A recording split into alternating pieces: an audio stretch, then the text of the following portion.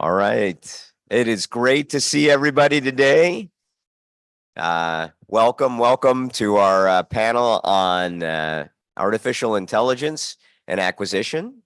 We've been trying to fix acquisition for many years. Now let's try to fix it with AI. So that's a joke.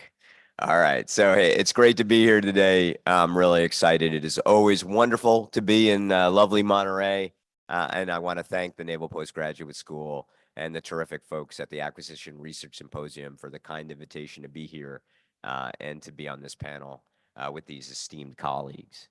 I wanted to take a couple of minutes as we start just to highlight a few things from the perspective as the moderator, but also I wanted to take an opportunity to just talk for a bit about the Secretary of the Navy's new strategy for science and technology, because it very much views artificial intelligence as a real central tenet and an enabler of the success we'll have as a fleet and force going forward. So I thought I'd kind of set the stage for this wonderful panel by talking for a moment on that. And then I'll read the bios for our this great group, and then we'll really get into the opportunity to hear from the terrific research they've done.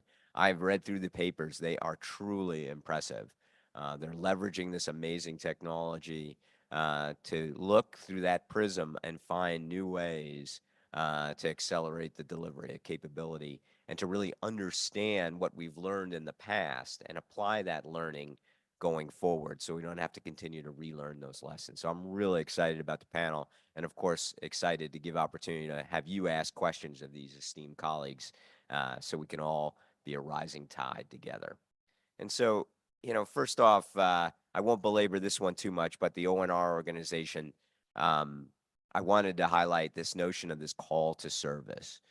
The Secretary of the Navy in that S&T strategy really put out to all of us that we need innovators, scientists, engineers, big thinkers from around the globe, not just the United States, but really our partners and allies to help us in this era of strategic competition.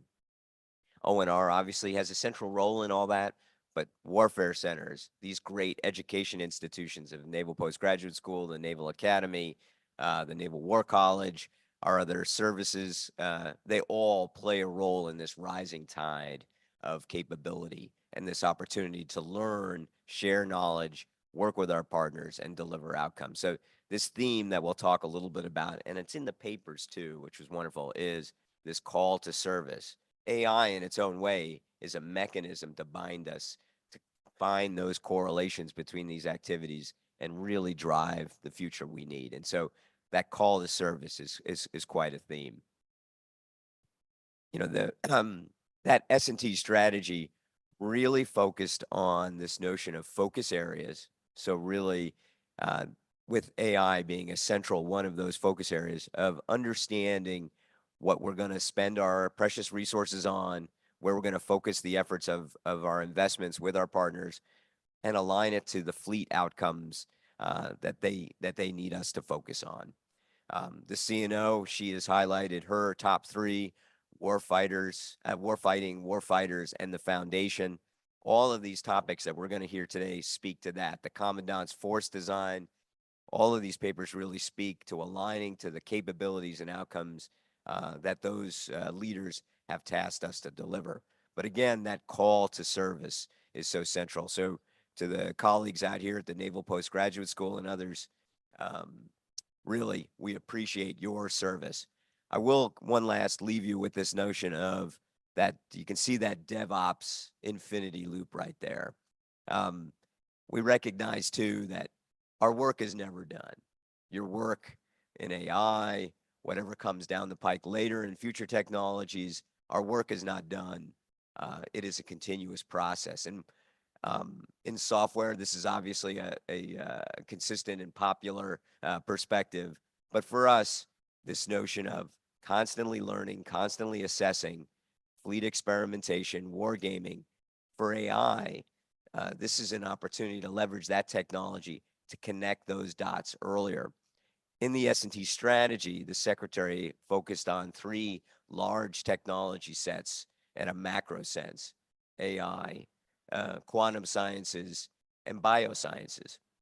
And our perspective is that those three are almost like a triple helix.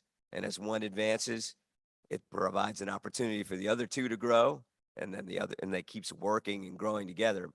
What we're finding is, and I think you'll listen to our colleagues here very soon, and I'd be interested in your perspectives as well, is our ability to look down range and predict where, how quickly technologies are going to emerge, how quickly we're going to discover something, is becoming increasingly more challenging as the interplay between these three technologies increases: the biosciences, the quantum, and the AI.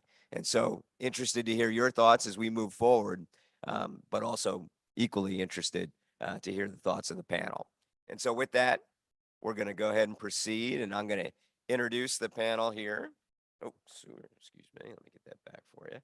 And here, first up, Rachel from MITRE. We're very honored to have you here today, ma'am. An early career passionate about applying cutting edge acquisition and program management strategies to efforts that enhance U.S. and international allies. And forgive the frog in my throat here. Been doing a lot of traveling. But Rachel holds a bachelor's degree of the University of Virginia in Global, Middle Eastern, and South Asian Studies, and a minor in Global Sustainability. So welcome. We're honored to have you. Let's see, right next to Ryan.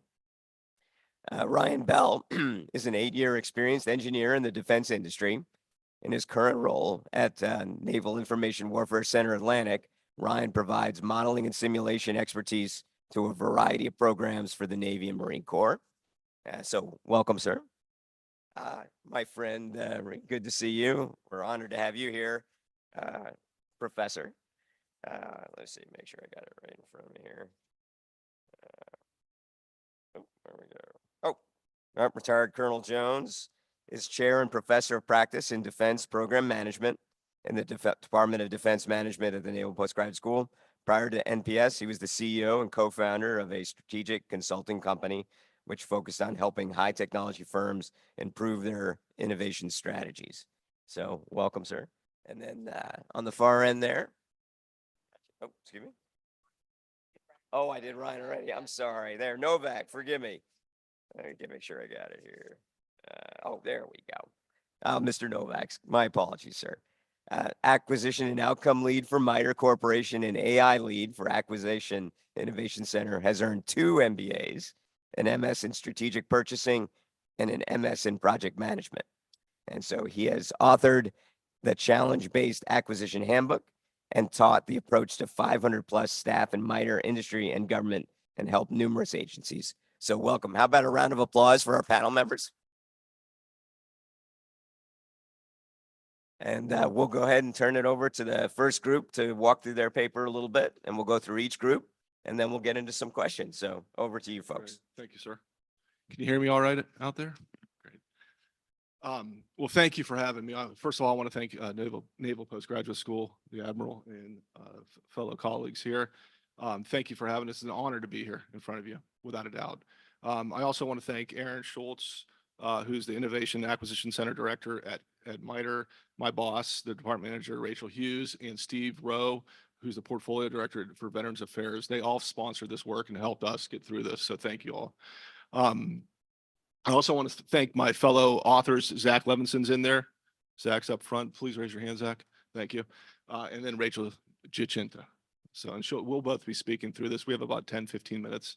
And we'd be happy to meet afterwards as well if you're interested.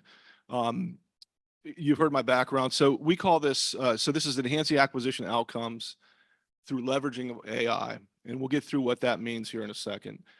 We call this at MITRE, we have a hashtag called LLM. LLM for ACQ, LLM for acquisition is what we call it. And so today what we're going to talk about essentially is what is our focus for AI and acquisition? What do we mean by that? And we want to scope that for you, particularly our paper, our team and what we've developed and why that actually matters to you. Where we're at currently in 2024, and then in 10, 11 years, 2035, where do we see ourselves at? And then overall recommendations. Rachel will wrap us up. I'll start by saying I'm assuming we're all acquisition people in-house for the most part. Is that right? Yeah. And so for those of you that have been around for 20 plus years, do you remember coming into your first assignment or second or third assignment 20, 25 years ago, and we didn't have cell phones yet? And we didn't have computers yet. I can remember coming into I was an Air Force contracting officer back in the day. I didn't even know how to use a fax machine, but I said, what is that thing? And they had to teach me how to use the fax. But that's where we're at right now. You know, once we got computers and once we got cell phones, the way we did business changed. It fundamentally changed, right? The way the people we hired, the skill sets we hired for changed, right? The way we operated, the way we got quotes instead of making phone calls. Right now we have email, right? And things just we operated differently. We had to change our process flows, right? And that's where we're at right now. We're on the precipice. Whether you buy in or not to AI, it's here, it's coming fast. And so the way we're going to operate, you know, next year and 10 years from now, it's going to fundamentally change. And so what is AI for in acquisition or for acquisition? For this paper and for our approach, our primary focus is not how do we acquire AI. How do, you know, there's a whole slew of work that we're doing back at MITRE on what clauses should we use, how do we write a good statement of work, you know, what's good tech eval criteria. That's not what we're focused on today. What we're focused on today essentially is looking at the acquisition process, and it's fundamentally the same for civilian agencies, the IC and the DoD. The core concepts are there. You might have some tailored one-off sub processes, but if you look at the acquisition process as a whole and all the sub processes, where can we make impact with AI? Right? Where can we, you know, where are the impact points along the way? And we're going to walk you through one of those later on in the conversation. So I guess I would ask the crowd, you know, real quick, where do you think, you know, give me a couple examples of where you think in 2-3 years where we can use AI to change the way we do business. Anyone? Yep. Contracting officer could ask, hey, what clauses do I need for this kind of contract? It's a service contract. These are the patents that, you know, that might be, you know, data rights that might be an issue. Tell me the clauses that you want me to include in the contract. Yeah, absolutely. Great. Yep.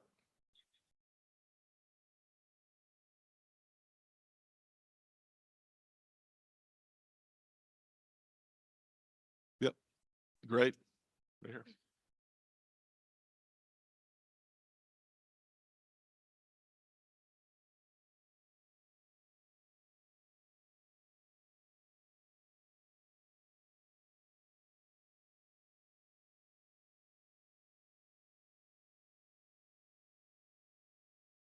That's right. One more. That's right. So I mean, that's in like 3 seconds. We just named 4 things. Pretty cool stuff. That's where we're moving. And so here's the cross enterprise team. This is old. We got a larger team. Thank you. At MITRE, it's larger than this, but there's a point behind this slide. The point is on the upper left-hand corner, we have a leadership team that is cross enterprise. We have an acquisition person on there. We have a technical software person in Bob, and we have a portfolio person that's client facing, right? And so and then you have Kevin and I, who are the leads of this AI and acquisition push. The beauty of that is he's a software guy.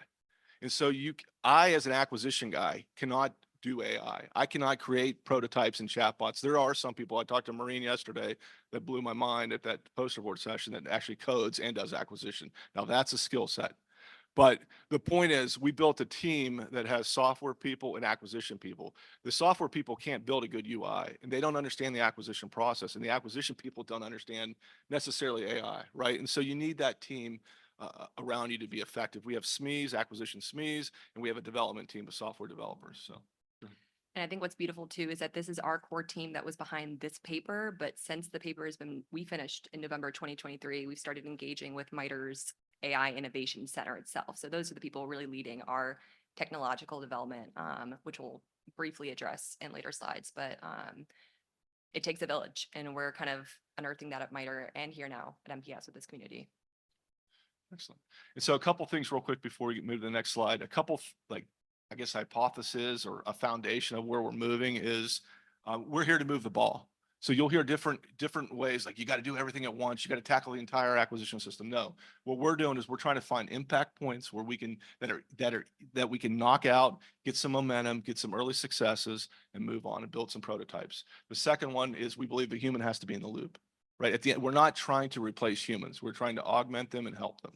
The third, I say humans like I'm not a human, but and the third thing is you'll hear different viewpoints of collaborate and share. You got to collaborate. You got to collaborate. Well, you need to collaborate. We need to share lessons learned, and we need to see what DoD is doing in general and civilian agencies and the IC. That's great, but you also need to put your head down as an agency or a department, and you need to do your own prototyping so that you learn and you socialize some of that AI stuff. I'm an acquisition guy. I can say this: we're stubborn, right? Whether you've been in it for 5 years or 25 years, we've done it this way, or you've done it this way at your last assignment, or what have you. And so you have to break that mold. And through that is education and playing around a little bit. So with that, I am going to pass it over to Rachel. Yeah, so for those of you who haven't had the opportunity to read the paper, this is kind of a breakdown of the outline in those 3 bullets. The first bullet is the current state and the future state. So that was pretty much us looking at where are we today and where are we going? And as the primary author on the current state section, I can tell you for me, it's a reflection of imperfection, that part of the paper, because even as I was writing it and doing the research, I was like, this is incomplete. And it was not due to a lack of effort on our part, but the data wasn't all there. There's AI.gov, which is a repository where all government agencies are supposed to report the AI tools that they're using. And we use that to filter and find acquisition tools for this paper. But the more that we spoke to our sponsor base at MITRE, we realized people are still doing more than what was being reported. And so I'm sure that there's people out there in industry also working in this project. We know that industry is already responding to RFIs, RFPs using AI tools. So we really consider that section a starting place, because every day, I mean, since November 2023 to today, much has changed. I'm sure since Monday of this week to today, much has changed.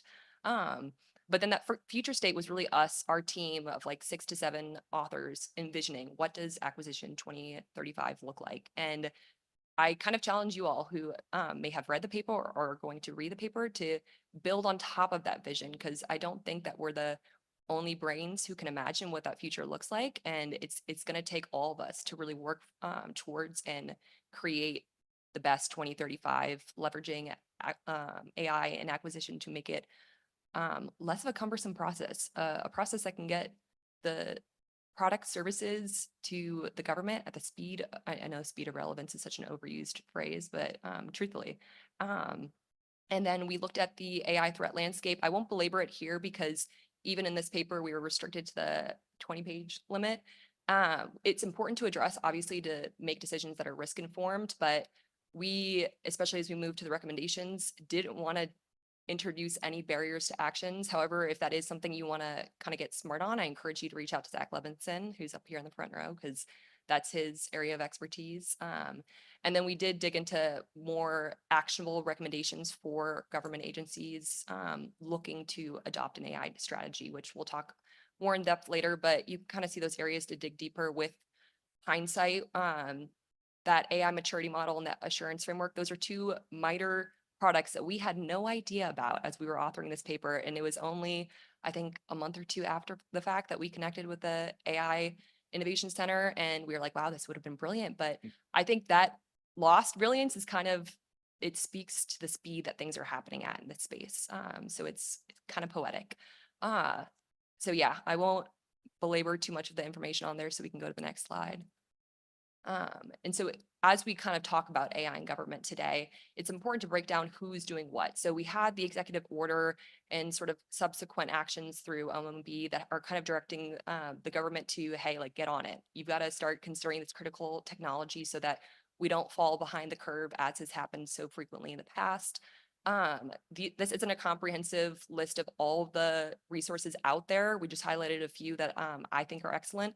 So the institutional bodies are really trying to organize the efforts that are happening. I think most people in this room would be familiar with DoD CDAO.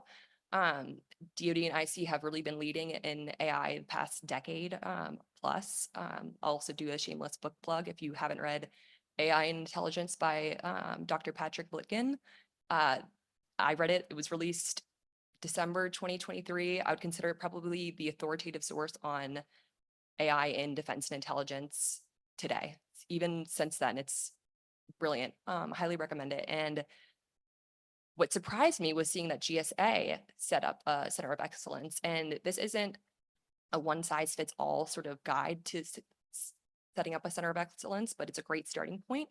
And then you see those acquisition facilitation mechanisms. Tradewinds, I think, is probably one of the most brilliant things to come out of government acquisitions. If you have time, I can recommend that you check it out. It pretty much is a sole source shop for people within DoD to go on and acquire pre-vetted AI solutions. It's really, really cool as an outsider to log on and kind of see how that process works and how it accelerates the timeline to get AI solutions to DoD customers. And then those final sort of guiding frameworks, to me, those are the first steps for anyone considering creating a governance plan to sort of reference and understand what it takes to create an AI roadmap. Next slide. And so these are all the future state sort of items we list out in our paper. There's 20 there. I think there's probably 100 that we in this room could like put our heads together and develop, but we highlighted that first one, building and assessing an RFI response tool, because that, after we did this paper, is where we focused our energy on developing a prototype. Ryan will talk more about it, Project Cliff, but that's one item we were able to dig into. And I think if this entire community sort of picked something and ran at it, we could uncover countless more activities. And yeah, I'll let Ryan talk more about Project Cliff because that's really been his passion project the past few months. So next slide. Thank you. Okay, so we'll talk about Project Cliff here in a second. So again, LLM for ACQ. This is a quote from Aaron Schultz, who's sitting right there. It's pretty cool. Again, I think the big takeaway is lean into it. If you know Dr. Fink, he had a quote very similar to Aaron's that said, leverage it or lose it. So it's here. Keep moving out. As an organization, I share this with you because you all work for an organization or lead an organization. We're doing simple things. We're an acquisition shop within a systems engineering company. We're doing things like doing an AI newsletter that's very local. We're doing brown bags to teach about AI, our acquisition people, because you need to learn it. You don't need to be experts in it, but you need to learn it. And so we're doing these little simple things. We've met with DoD, DHS, FDA, NTIA, Health, VA, and the IC, who are all interested in this prototype that we've developed. And the interest is growing more and more and more. They're just seeing what the art of the possible is out there for their acquisition workforce. And so I'm not going to go into LLMs or large language models. Who's used Chat GPT before here? Who hasn't used Chat GPT, right? Some people like it, some people don't. I love it. I think it's really cool. I think it's very powerful. It's quirky, but it's I think it's they're fun, they're easy, and they continue to grow, right, and expand. There's more of them. They're tailorable. There's updates to them, and at the end of the day, that is the algorithm we're using. Our team is using to build prototypes out. So just roll with me as a non-technical person for a second here, right? And so the way my brain works is, how does an LLM work, right? You ingest data, right? You have data, you ingest it in the large language model. The large language model does something with it. You can query it, and then it spits it out into some type of usable format. That's what my brain tells me as an acquisition guy, right? It's simple. And so we're using that sort of algorithm to build out prototypes. We were first tasked with, this is last year from our bosses, building an LLM for the FAR. And so we got about 70% down the line, and then we learned that another organization already did it, right? And so we sort of stopped, and it was good. It was a little rough. And then we were tasked with, hey, we do a lot of FFRDC proposals. Can we ingest a bunch of proposals instead of starting from scratch with a white sheet of paper? Why don't we just ingest like 20 of them that we just did and then have it get us down to the 40-yard line? And you'll hear that again. That's the 40-yard line. We're not looking for it to resolve our problems 100%, but move the ball down the line, save us time. Yeah, and I was going to interject there with the 40% mark, because the more briefings we kind of do to our sponsors on this, we hear, well, are you planning on like cutting the acquisition professional out of the process? And we're like, absolutely not. But we are all familiar with the fact that there are bits and pieces to creating a market research report or a formal solicitation that it's a lot of data pushing, which if we could kind of reduce some of that, those manual processes and kind of elevate the acquisition professional's attention to the critical thinking tasks that go into creating a robust acquisition strategy. Wow, like then we would see things move. Right, that's a great point. And so if you look at this model, think of the left side, we talked about data ingestion, think about the acquisition process. So think about how many cool things you can do and think about all those little sub processes that we do on a daily basis, right? Requirements generation. Well, why can't we ingest like 50 statements of work that you have in your files already? And have the LLM spit out the best of breed, or have it ingest those statements of work and then maybe some files from some of your SMEs and then maybe some audio files and say, task the LLM to build you something. No, you're not looking for perfection, but you're getting something good, right? Think about RFIs, and that was Project Cliff. So this was very quickly, Project Cliff is something, think Cliff Notes. We wanted to, again, something that was easy, something that was a quick success that we can get momentum. So what we did is who here has done an RFI or an RFI assessment, right? We all have, right? And they're not hard, but it takes a lot of time to look at all the information. We had a team of 4 people doing this one RFI. We had 27 responses. Took us probably, what, a week and a half, something like that? Close to 2 weeks. Yeah, close to 2 weeks with a team of 4 to look at the RFIs and get good data out of it. Well, we built this model, Project Cliff, where it ingested the 27 responses, literally like save. And then we queried the LLM and it put it out in a usable format, a market research report in about a minute and a half, other than hitting the saves and dragging the files. And then Rachel did a retrospective and Yeah, and kind of to the point that was expressed this morning, no AI tool is perfect. So some of the responses were like a little laughable. But there were key trends that I noticed. I was like, if I had this insight before, and the beautiful thing about Project Cliff is it helps you jump to the source of where the AI pulled information. So I could go to the information that was flagged and immediately kind of know, okay, this person's a viable contender. This person, they don't meet so much of the requirements. So I'll skim that RFI as opposed to like spending a thorough amount of time digging into it. And then those nitty gritty details of just kind of pulling out POCs, DUNS numbers, stuff like that. It could automate that into a table, which for me was beautiful because I'm typically the one tasked with going and finding those fine details in everyone's sort of tailored RFI. So I was like, okay, that it's alone is awesome. But being able to do a summarization, we were able to learn how to prompt engineering is its own field in itself. For me, an AI novice at the time, I was kind of nervous being asked to deliver these questions. It was really easy to tell how I could guide the AI better. And I imagine that'll only get better the more that we use it. that's great. And so finally, what I'll tell you is that was our basic framework, and that's the framework we're going to continue to use. Ingest, assess, spit it out in some type of template. It could be a DoD template. You know, we can query it to put it in a market research form. We parlayed that into a couple examples. So using that same framework, we had a traumatic brain injury example where we had someone put in an EHR record. We ingested it. It was a narrative, and then we had like a 67 question checklist. And we had the AI literally help the doctor fill out the checklist. Now, it did about 80% right, but think about that from an acquisition perspective. We can use that for compliance reviews, right? Something like that. I mean, we had public notes from Congress, and we had like 4,000 different public notes. We were able to use the LLM to categorize. So think about that from a past performance review perspective. We had a meeting with 25 participants. We had the LLM take the audio and transcribe it and put it in a usable fashion, the entire meeting that we had.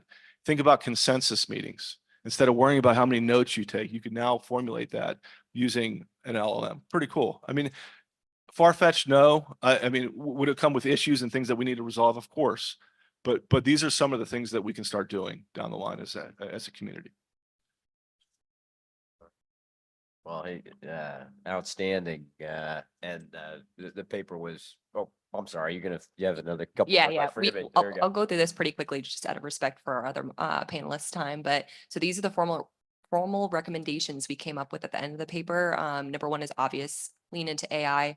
There are risks associated, but with every new emerging critical technology, there are risks. I think as long as you account for them and are responsible, there's risk management frameworks emerging surrounding AI itself. So I think leaning into your technologists and trusting that, establishing that cross-functional team. So this evolution isn't going to happen with acquisition professionals alone. It's not going to happen with technologists alone. We're going to have to get everyone in the room together to put their heads into the problem and, as number one says, lean into it, find a way to really accelerate this process, establish a holistic AI acquisition framework.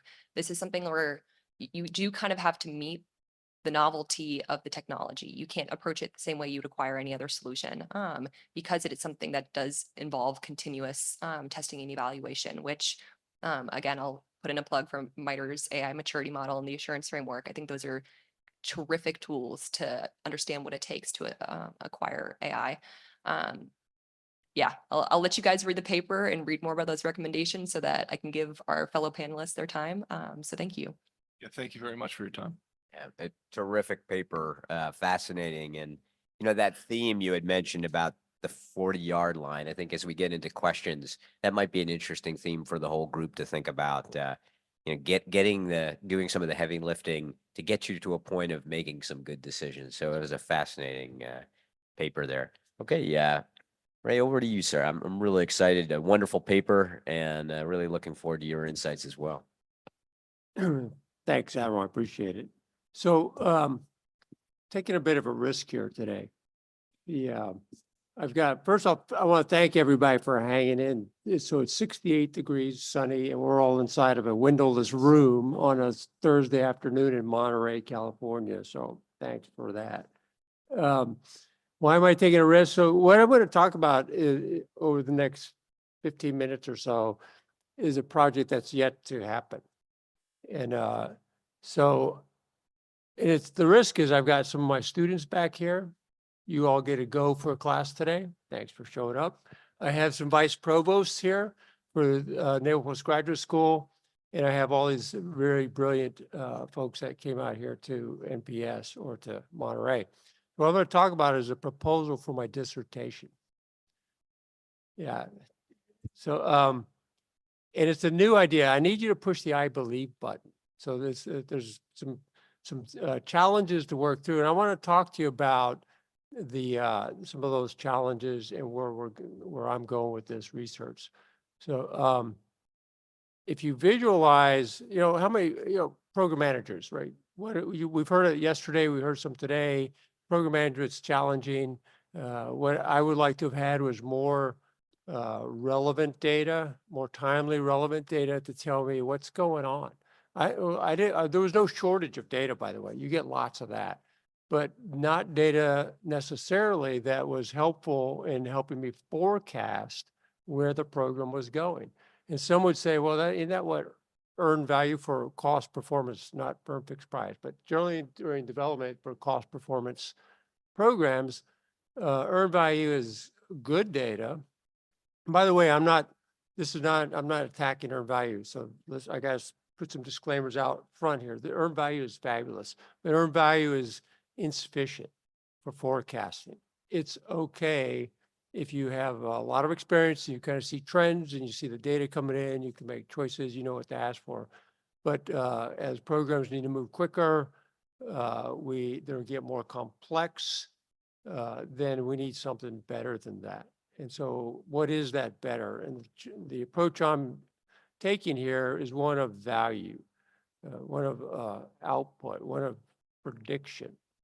So what does that look like? So I need some key terms first. There's an economic view, and again, taking some risk here because I'm going to cross boundaries and disciplines. I'm going to cross economics, a little bit of physics. There's some quantum in here, perhaps, and that we won't get into all of that today. There's some acquisition, obviously. There's some information sciences. It's a big complex web to seek for another way of viewing programs. And the way is a value-based approach. We look at programs today predominantly from cost, right? Predict it. Here's your baseline, program management baseline.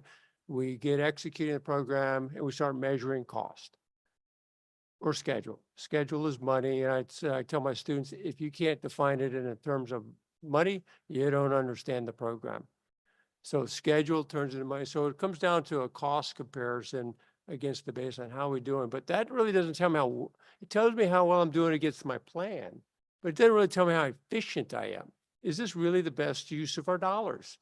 I could be spending exactly to the plan at 1 cent on a dollar, and I'm not sure that's a good investment if you look at it from those terms. Now, this is where it gets a bit challenging as I go back and forth on this term called value.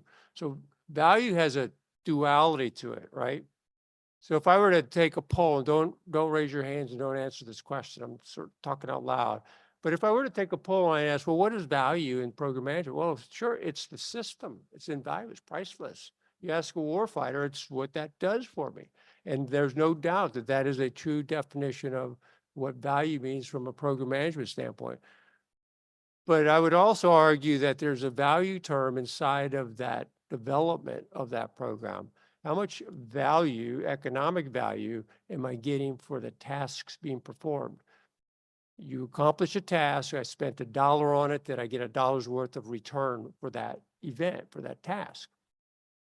I have no idea today, because in economics or in accounting, you can't allocate revenue to anything below the corporate level, right? To the top level. You know what your return on investment is when you get it. You gave it to me, I paid X amount for it, I have it, I can do some sort of math and I get my return on investment, my efficiency out of that.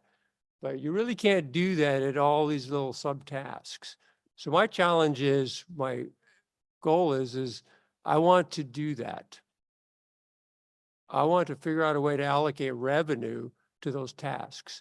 This is just a sort of background slide. What's the problem? The problem is that the current management processes today, budget, earned value, not replacing it. Earned value is very important, but it's not sufficient.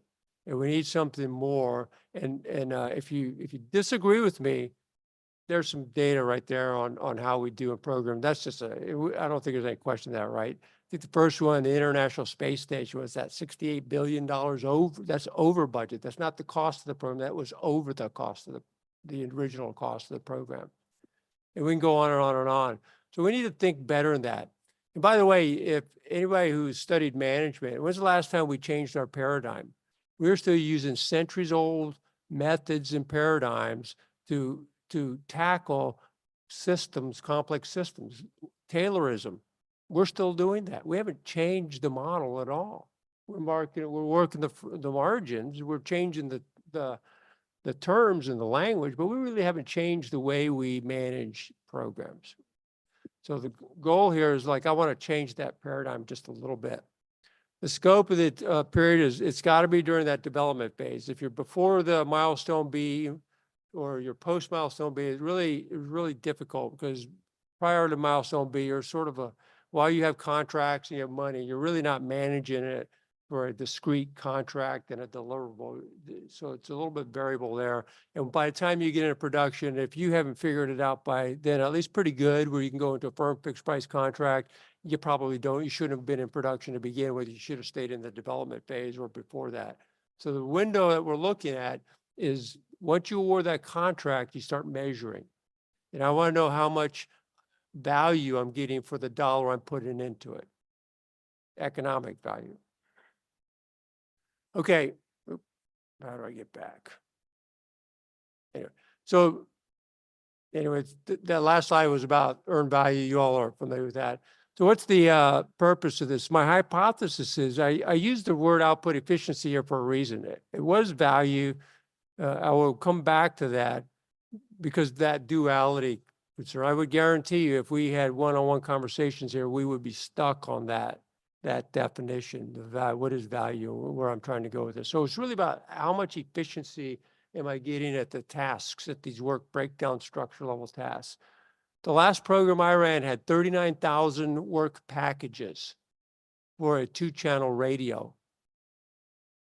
How much efficiency am I getting out of each one? How much did each one of those cost, and how much value did I get out of each one of those at that 10th level of the work breakdown structure? I have no idea.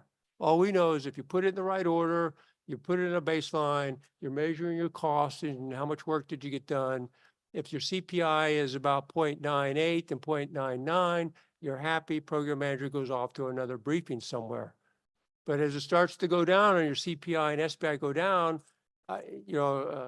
classic case, I'm watching CPI tank and SPI stay good. What does that mean? Well, you got a cost problem. But I have no idea why. What's causing that? I'd have to do some more research. Which one of my technical performance measures is going? I spent a lot of time trying to find the root cause if I haven't put those linkages in there. What I would like to know is where those root causes are in terms of efficiency and what that means in the future. CPI and SPI, by the way, as you all know, are lagging indicators. So most program managers are trying to run their program using a rear view mirror and then trying to make decisions into the future. But if I knew how efficient my program was in terms of return, I can start to see trends relative to costs or comparisons and start to say, if I'm really efficient and I'm burning a little hot on money, is that okay? If you're, how many BFMs are in the room? If you're a BFM, you'll say, oh, hell no, you're over cost, right? Get back in your lane. And I said, well, I really would like a little bit of flexibility on my budget because I'm doing 99% on the dollar here. And that's telling me I'm probably going to be okay because our work's lined up right. Our people are doing the right thing. And I think my risks is going to be pretty low, even though I didn't quite get it right in terms of the actual cost here. So I need a little bit of flexibility. Give me a little bit more money to play with. Okay. So, but today I can't do that. All I know is CPI, SPI, and don't get to a number, McCurdy. If I get within 10% of that, I'm rebaselining it so that I don't get attention from anybody. So I want a better measure of efficiency. Okay, basic research scope. In the interest of time, I won't go through that. Bottom line is visualize a model. So we need something to do this with, right? I can't just say flip terms on the math equation and say there's the answer.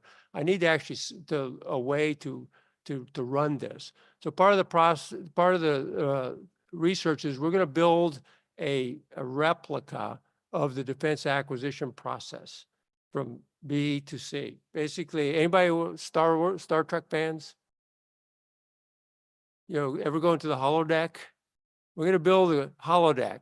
So we're going to create, and we're looking at the different models. This is probably how I got on this panel, sir. This is where the AI comes in. Okay, so we're going to put, I got to bring it back around to AI. This is where the AI part comes in. So we're going to build a model of the defense acquisition process using AI machine learning. And you take historical programs, you start running it through, and you start basically validating your model. The model predicted where you thought you were compared to the earned value, and you have a pretty good estimate. Now we'll look at the return on investment.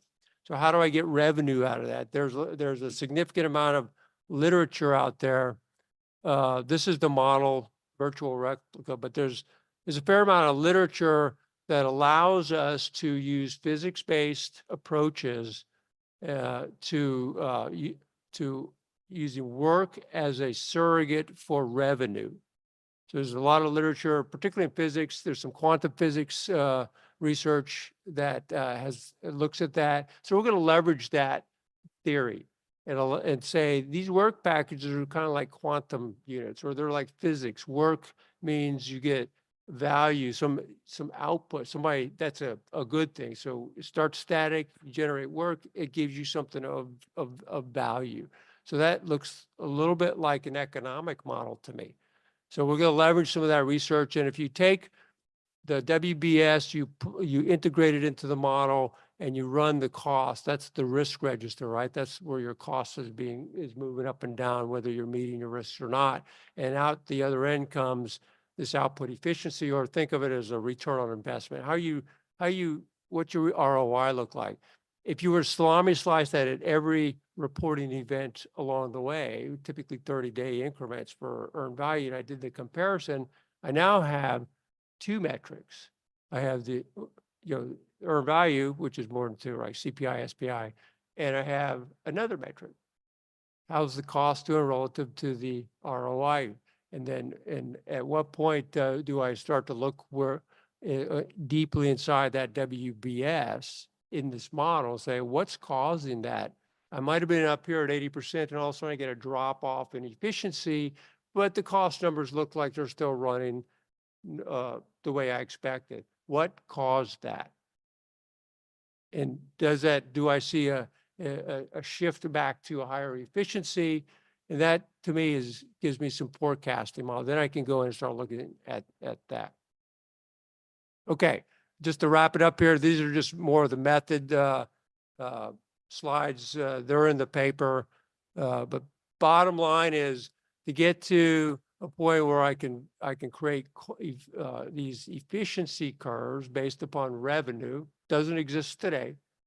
And I guarantee we could have a debate for the rest of the evening on value and what, how you do that. So bottom think, apply a ROI term to a cost point, to output on this work package, thousands of these in a program potentially, and then start to build those curves where you get that efficiency compared to your current methods, your earned value cost methods, and then see what that tells you. Is that a better or an improved way to make decisions?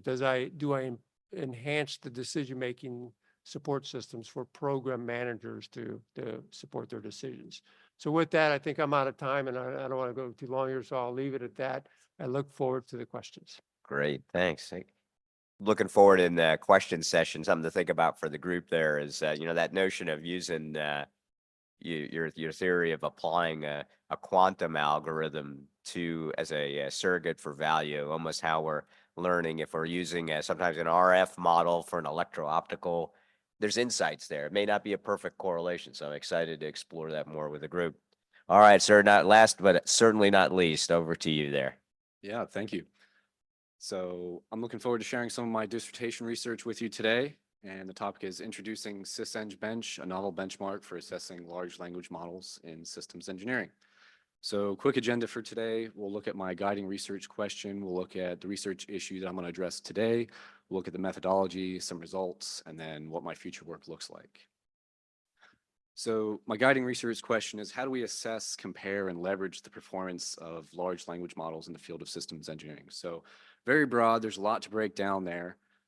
So I chose one issue, and I'll start with that. So we're all familiar with language models. We've probably heard of ChatGPT and a few of the others like Llama 2, Llama 3, Gemini, with tons of applications, chatbots, code summarization. Well, there's other types as well. There's open source. You've definitely heard of the proprietary. They're all trained on a variety of sources with a whole bunch of different levels of fidelity. So the question becomes, how do we evaluate which one is best? And this has been studied for a very long time, actually since 1985, when the first benchmark was created that looked at the relationship between words. And with these benchmarks, we essentially create questions, and these questions are either multiple choice questions or fill in the blank, which are a little bit harder to evaluate. But in general, we can see that these benchmarks progress over time, both in complexity and domain specificity. So, for example, the first one I mentioned was word relationships. Nowadays, in some of the bigger benchmarks like MMLU, close to the bottom there, it's got college medicine questions, physics, biology, a little bit of electrical engineering and things like that. But one thing that we can see is while things are getting more specific, there are still some areas that need benchmarks, and one of those is systems engineering. We'll notice that systems engineering is not included in any of these. So this is part of my research, is proposing the benchmark for systems engineering. So ideally, this would encompass questions from all parts of systems engineering. So acquisition, lifecycle stuff, all sorts of fields. And here are some of those fields that I'm proposing in the initial benchmark. So the methodology, I went ahead and ran a quick benchmark against this, and I'll get into what questions I used and what the scope looked like. But I used a few open source models, so you can go download these right now. These are not proprietary whatsoever, just to see how much validity there is to this and what the level of performance varies between the two. So here's the framework I used to analyze that. So we created basically a local server, and we push all of our questions to it that hosts our model, and we get answers back. Typically, this is all just as a chat bot. If you're using ChatGPT-4, you just have a chat interface and it spits it back out for you. This is more of a programmatic interface. So usually you're used to seeing method 1.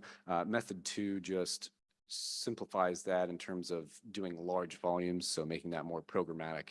And then method 3 is standardizing that. So if I wanted to run this across all 3 models and I want to send it all of these tests, I can just hit go and it will go. Unfortunately for this research, I use method 2, which just means more grinding for me, but I'm looking at implementing method 3.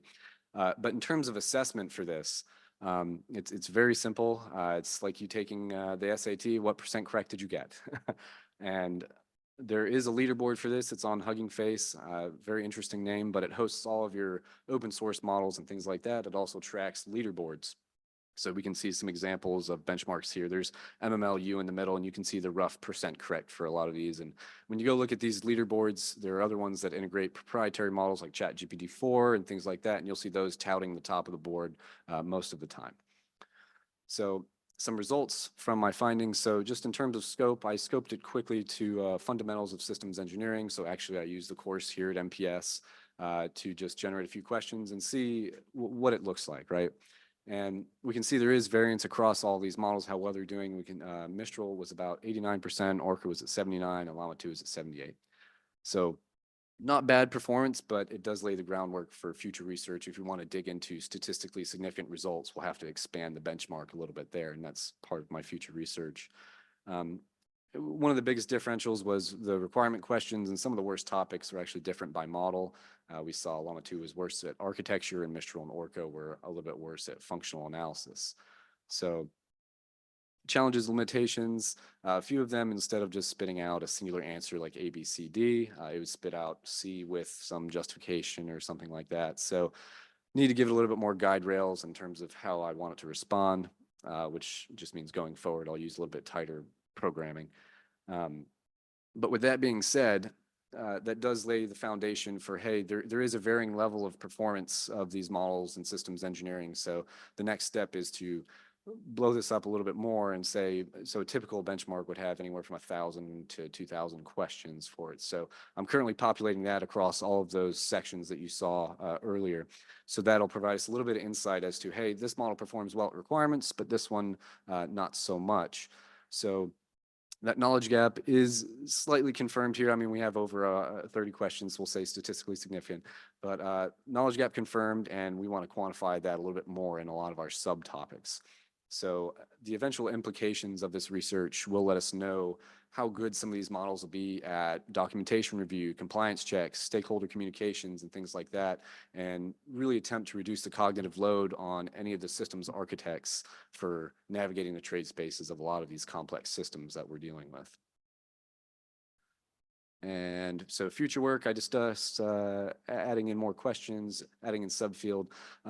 But one of interest is evaluating by practicing systems engineers. So what this really does is it allows us to give a comparison between language models and systems engineering and practicing systems engineers. So how well do they do? Is a model just as good as a junior engineer, or can they provide a little bit better advice closer to that of a senior systems engineer? So that's some future research there. Also evaluate some of the multiple choice question bias. So if I put my golden answer on B instead of C, what does that variance look like? And some current research says that's in the realm of 3 to 10%, depending on which models you're using. So just being aware of that and being aware of those outputs. Later, we'll investigate multimodal.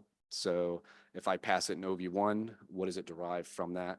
And then creating systems engineering specific LLMs. So as we evaluate these LLMs against a benchmark, let's say it does poor in requirements. Well, what if we now retrain it on our database of requirements? How well will it do then? And this will allow us to at least quantitatively derive how well and what the difference is between those two levels of performance. All of this to say, we're going to try and get to an AI team where, let's say we have one that's good at requirements, another one that's, say, an IPT lead, or another one that's a tech lead, and we create this round table of agents that are all very good at something and can converse and give you some really intelligent answers. So some collaboration efforts, just to mention, my colleague Ryan Longshore is working on some small language models for domain-specific stuff. He's also working on evaluating language models for SysML2, so he'll give an extension on the benchmark for that specific systems engineering language. I'm also collaborating with my advisor, Raymond, on some cost modeling within the field. So with that, I'll turn it over. All right. Well, fascinating. And, something for the group as we go off into the question period here is, shifting of cognition, it sounds like a lot of what there's some of the common themes is this ability to shift that cognition to the tool and liberating the human in the loop to think higher order. So with that, I have some questions here if this audience is shy, but I've been to many of these events and I know this is not a shy audience. So are there any questions out there of folks I want to ask? Over to you, sir. Here's a mic coming for you there. Thank you, sir. I appreciate it. All right. Hi, Eric Hahn, Energy Academic Group. I was wondering what kind of thinking is being, we're talking a bit about things like return on investment. What kind of thinking is being done on the tokenization side? We're looking at how good output is, but a lot of the cost of using AI is priced out on the token side. And I was wondering what sort of thinking is in terms of out there, who's doing it? How is that part of the equation being explored? A little bit on the cost of answering the question from a cycle perspective. Is that what you were kind of asking there, sir? So I guess the way I look at it is, I'm a horribly inefficient AI user and I gobble through all kinds of token Okay. token usage as I try to use these things. And sometimes I get a good answer, sometimes I don't get a good answer, but I haven't been able to find research on the cost versus, or, the return on investment, Sure. in terms of efficiency of what models for what sorts of things. I mean, there's like 7 or so different large language models out there. Yeah, All of them, have different prices for their tokens, sure. and some of them are better at some things. Some of them take larger tokens. I just sort of hit and miss when I use these various models. I don't know where, which one is the best or not necessarily which one is the best, but the best for the price, so to speak. Yeah. So Okay. that's my question. Well, it's so maybe Ryan, why don't you take a look in through that prism of selecting the right algorithm and model for the right question and how to drive basically a little bit of that efficiency. So why don't you take a crack at it, and then looks like Ray, you have some thoughts too. So, but down at the end. No, go ahead. Yeah. Okay. Yeah, so a lot of my research for that reason is using open source models. So I can just host it on my own, usually 8 to 16 gigs of RAM, but I mean, I can host up to 64, which is most of the models. So in terms of what do I sacrifice for that, it's a term called quantization. So you'll see anywhere from 4 to 8-bit typically, and that usually results in a loss of fidelity. So you'll get much poorer answers. So that's actually some of the research I'll look at later is, hey, if we condense this down to 4-bit or less, what are we sacrificing in terms of fidelity and able to process there? But officially, I haven't seen any research that investigates that. Most people say use the highest and best tool right now, just because you probably want the best answer. And at least to give you some sort of answer, for GPT 3.5 is really good at natural language processing, a lot cheaper than 4. But 4 gives you that ability to do code synthesis and a little bit more multimodal things. So at this point, I would say the primary difference is what do you need to do? And then later, I think you'll be able to see this value optimization of, hey, I have 10 available models. Which one best fits my use case to save a lot of money? But I think right now, most people are just prioritizing what is the best thing it can do. But yeah, definitely future great. research to be Okay, investigated. I think some thoughts from the whole panel here on this one. But Ray, you had something, and then we'll get Rachel too. Yeah, I guess to summarize the question is what's the best model with AI tools to use? And then the research that I'm looking at is it will validate the model. The model is not it's not an AI, give me an AI tool, let me run the acquisition to it. We're actually going to build the AI ecosystem and then apply AI. So we'll know what the outputs are when we run historical programs to validate what's the right AI model. I don't know what that would be today, but that's part of the validation of of the model. That happens to be embedded in the system. So I think, like, I'm not going to trust any of them because we have to run it through our acquisition process, of which we already know the answer. So I'm testing the AI tool. Yeah, real quick, I'm not going to probably answer your question because it's a little technical for me, but I would say like for our prototype, we are looking at different LLMs. So when we run that RFI tool, we have the option, a click down option to run it through to 3 different LLMs and then you can see subjectively, hey, does this make more sense or does this make more sense? And I'll sort of tack in on there on the tokenization question. I don't think that that pricing model will really come into play when it comes to government use cases. If you're a government organization and you're looking to use AI, whether it's a GOTS or a COTS tool, you're probably going to buy the whole thing. You're not going to pay for it via the tokens that we access publicly available tools. So at least from that standpoint, we can avoid the complexity of because it is complex. As someone who uses AI, I would like to avoid handing that off to the government to figure out. Great question. Go ahead there, over there, sir. Yeah. Hi, I'm Renee Rendon from the NPS Acquisition Sciences Group. A lot of AI is based on access to data, lots of data, especially if you're doing predictive modeling and large language models and so forth. But today's organization's culture perceives data as more of a side byproduct and not necessarily a valued commodity. So if we want to use AI, and we should, that forces us to look at data differently as more of a part of the organization's mission and not just a byproduct of our processes. How can we change our organization's culture to view data the way we should be viewing if we want to leverage AI?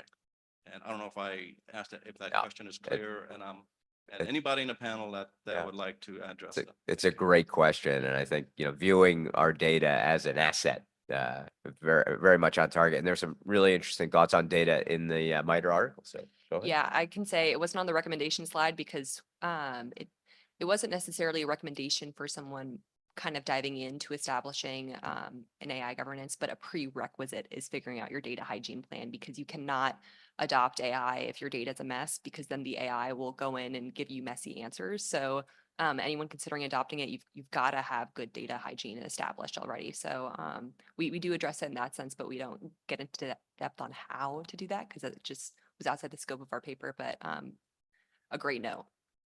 And I would just add, I mean, again, what a fertile ground for AI, right? That's what we have as data, right? I mean, that's what we have. So I think it's acquisition is just key for AI, or AI is key for acquisition. Yeah, Renee, that is a great question because, data is the holy grail, right? If you can, not only do you get it, but it has to be some sort of a common format. It's either structured, unstructured, it's common databases. But you know what was interesting? This morning, I actually read an article, which we don't talk about much, or we don't think about much. There are several court cases going on right now by industries who these AI companies have been sucking information off the internet, and they're suing those companies because hey, you're learning off of our data, but it's on the internet. Doesn't matter. Your AI tool is learning off of us, so we want some return on that. So that's something we haven't begun to think about. How do you teach these models when all this data belongs to somebody else, or does it if it's in the public domain?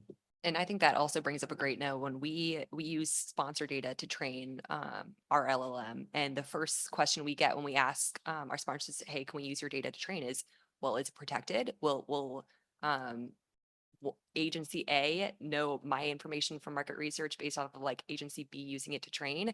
And we had to offer assurances that we do have a protective instance of Azure where we could sort of like offer like pretty much silo them so that one sponsor's data wasn't being influenced by another's and it wouldn't threaten the integrity of the data. Yeah, fascinating. And, kind of building on that question, and for the other members of the panel too, to think through is, sometimes there's an upfront investment in munging the data. And, I think there's an opportunity, and I wanted to get your thoughts, Ryan, at the end there. And as part of your research, this notion of going ahead and setting the conditions with the data for you to ultimately build a more productive model. Can you talk a little bit about how you would set up you know, if you were to go through a series of data, you'd build a team to be able to say, hey, let's go ahead and make the data even more viable to learn from. Any thoughts from your perspective? Yeah, for sure. So there are a few different methods for data generation. One of the most state of the art right now is to create synthetic data. So that really depends on your use case. And I'll give an example on how I'm scaling up, at least my benchmark, and give you an example of that is I can pass it a textbook and then I create a custom AI to then go through and make multiple choice questions. So it reduces my cognitive load, and then I can go back and review them for quality and correctness and things like that. So that's already a synthetic method, but some of these commercial providers are already creating mounds and mounds of synthetic data. So they're very much staying on that data centric versus document centric approach. But with all data, it must be pruned because garbage in on a model will equal garbage out. So there needs to be some level of policing per se on the data that does go in. So that does become challenging with synthetic data. So I will direct that towards what is your use case and what does the optimal output for your use case look like, and just make sure your trained data is very similar to that. All right, I think we have another question, gentleman in the back there. Yeah, Mike Oliver with MITRE Corporation. Ray, first of all, this question's for you, but thank you for facilitating our panel yesterday at the end of the day. Very much appreciated. I'm fascinated by what you're doing because it speaks to a space I like to play in. I'm curious on this idea of data generation in order to feed the beast, if you will. Have you contemplated using Monte Carlo simulation? You would almost have to use an open source engine whereby you could run to a certain status state, capture what did the earned value information look like, take it, run it to the next status state. What spawned that thought was the holodeck reference. So, sir, first off, certainly, yes, but that's not the answer. So I guess, so it's not just about looking at, we know the earned value data. It's again, to validate, we're looking at, you have to go back in the past and sort of recreate that because we're building a model around this, a simulation, if you will, or virtual environment. So we already know what the outcomes will be. But in terms of earned value, what we don't know are what would that look like on this return side, right? That's really the crux of that research is I'm looking for this other metric. So I have to look at the physics part, and the AI is going to help me build the tool. So I got to have that. The model is just an instrument because none exists today. I got to go build it. I got to go build the lab before I can even start to do the analysis. So that's not the research. That's an interesting outcome, and that'd be a very useful tool, by the way, if we can create a tool that actually has some level of reliability and validity to it. Then as a program manager, I'd love to have had a tool like that. Run my program through 50,000 times and see if I'm getting to the right point. That's a byproduct of where I'm going. What I'm looking for is this investment piece in the comparison, because I want to know, like, if I'm spending $1 on something, is it worth it? By the way, then you get into the other value. It's worth it because this capability is so indispensable. I really don't care how much money we spend on it.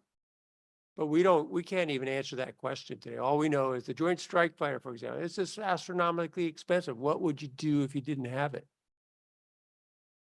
So that's kind of where I'm going. So yes to your question, I got that, but that's the part that we already know that part. I don't know if that helps or not. All right, I think we got time for a few more questions. Go ahead, sir. Thank you very much. Aaron Wasserman from SAP. Got a question for Rachel and Ryan. So AI is very popular now. A lot of people think that it's new and it's not. The interesting thing that you were talking about was that you think that in your research, there's a lot more AI out there that's being used that's not being reported. And so my question to you is, do you think that the DoD understands what AI it's using in commercial applications? Has it asked? Does it want to know? As you know, somebody who works for a commercial software company, I don't think most people understand what they're using. They understand that they've bought something and it spits something out at the end of the day. Our stuff has AI in it. It has for a while. I'm just interested to know if that's a topic that you guys have looked into. Thank you. Well, I can say when we were initially doing data collection, we spoke to someone at DoD. I won't kind of disclaim who or where he's from, but it was very interesting where he sent us like a table of projects he knew about that were using AI. And then like after that initial drop of information, a series of like 2 or 3 messages followed, like, oh, I forgot this. Oh, someone put this on my radar. And so I think there are efforts to get organized, but similar to what someone on a panel yesterday spoke about, CDAO is the formal like top-down organization at DoD with AI, but I think there needs to be more to be done from bottom up in establishing those communities of interest that can kind of coordinate. Hey, we're using this. Obviously, sometimes when you hit various classification levels, like that just can't really happen. So that is a challenge within the DoD and IC, but I still think that we're getting organized. From November to today, I think we're more organized than the last I saw us, but it definitely is a work in progress. Yeah, and I'll second that. I mean, I think it's somewhat chaotic in that every day there's something new out there, right? And so I think things like symposiums, I think things like not massive symposiums where you have crosstalks, where you bring maybe 5 different agencies in and 5 industry partners and start flowing information back and forth. I think that has to happen. And someone mentioned the other day, I think it was Aaron, this is like Agile was like 5, 6, 7, 8 years ago, right? Everyone's like Agile, Agile. And now it's like AI. We have to get organized. We have to start sharing information. We have to start, activating as everyone, every agency, every department, every little sub-department needs to look in and share information and educate themselves. So. All right, hey, sir, I think you have a question there. Hi, Ed Cardone. My question's related to this, which is, how are we going to scale and integrate this? Meaning, there's a lot of different models being built for very specific use cases. And I refer back to, we've all dealt with this in the services. A whole bunch of stuff comes down, it's not integrated, and the way you have to integrate it is throw manpower at it, swivel chair, etc. So I'm kind of curious, because there's tremendous work going on here.